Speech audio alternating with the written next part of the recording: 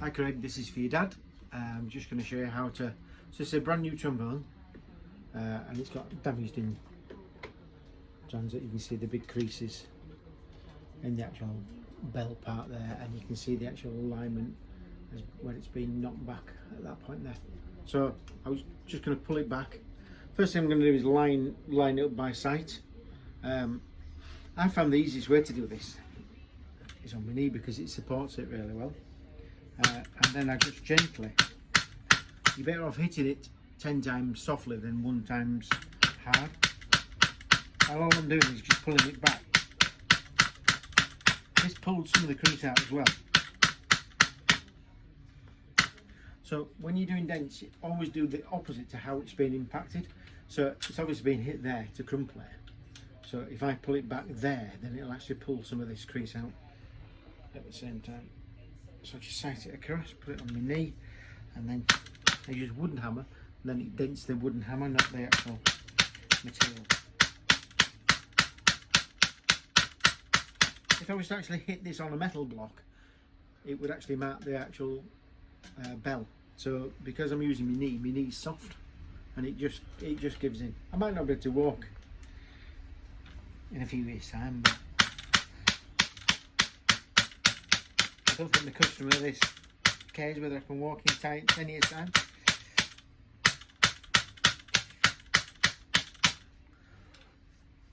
Right. A little bit more there.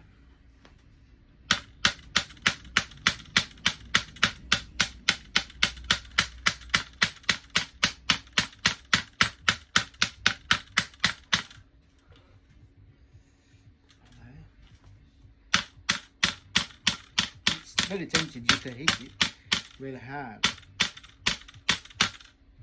Right, so that's pretty close now. So what I'll do now is I'll roller it. So you see some of the creases come out by doing that.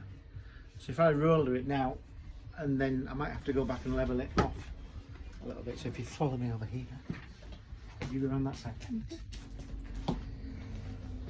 Thank you. So what I'm going to do here is the downs, where it's pushed in downwards, I push up, and then on the other side I'll then go the other way around. So I'm always pushing the dent back up into position. So again, very, very gently, and I'd rather, so my weight wise I'm putting on it is just enough to move it, and then I can alter the weight as I'm doing it and just push. So I'm working with the material just to push the material back on the big dents.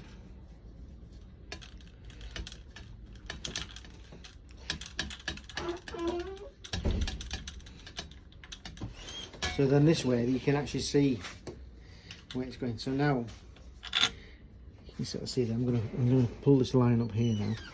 So I don't know if you can see from there. Can you see the actual roller on this side moving? Yeah.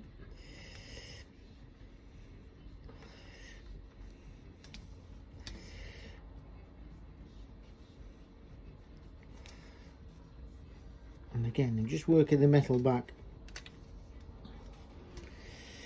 And the tool I'm using, it's got ball bearings in, so it actually twists and it doesn't scratch the actual instrument. So just gently just moving it back to position.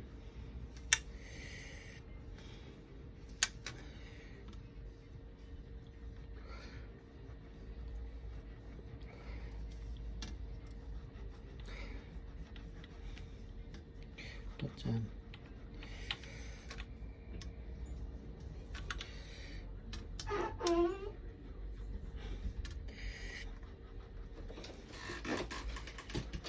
and then what I do is I go back over this side, and then I work the metal back again.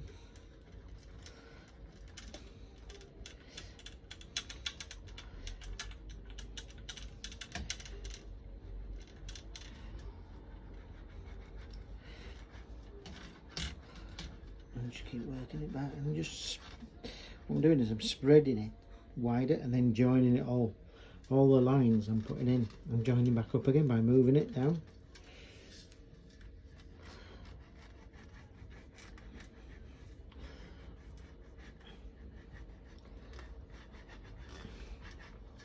So again, just working it gently right into the rim.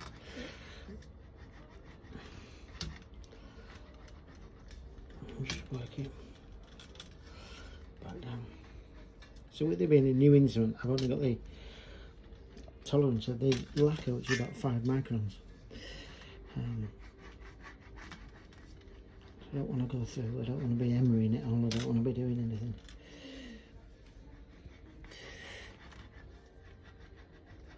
So the customer was very upset when he got it, because he's just ordered it, it's brand new.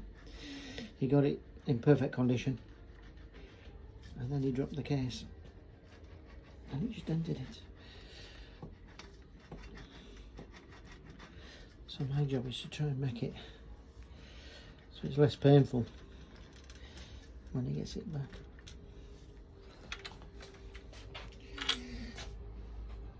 Yeah, so you can see. You can see how it's all starting to come back. So again, just push it all. I'm pushing it all back again now, over where I've just been.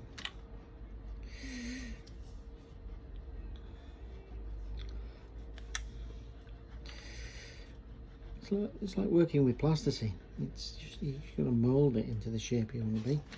And then what I do then is I go back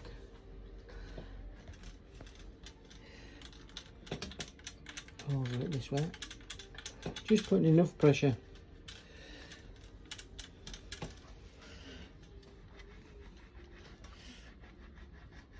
a bit like joining dots, just making sure that it just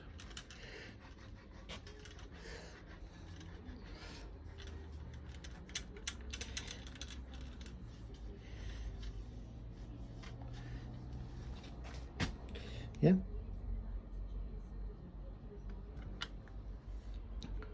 So you can see that's sort of shaped it back as it should be. So I'll just work it just a little bit more, then I'll just buff it, and you know, you won't be able to see where it's been.